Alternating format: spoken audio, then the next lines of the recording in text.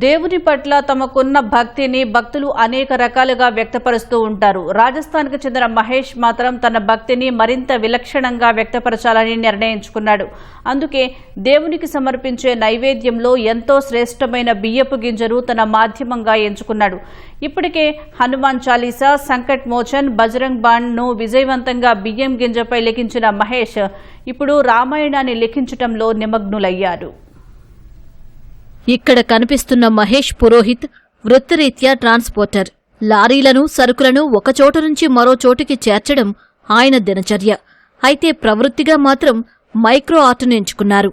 రాముడు, హనుమంతుడు, రామాయణంలోని ఇతర దేవతామూర్తులపై తనకున్న భక్తిని బియ్యపు గింజలపై అక్షర రూపంలో చెక్కుతున్నారు.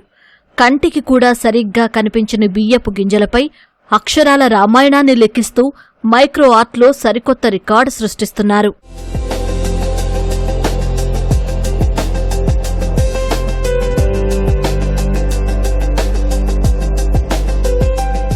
ఇప్పటికే బియ్యపు గింజపై హనుమాన్ చాలీసా, సంకట మోచన్, బజరంగ్ బాణ్లను విజయవంతంగా లిఖించారు.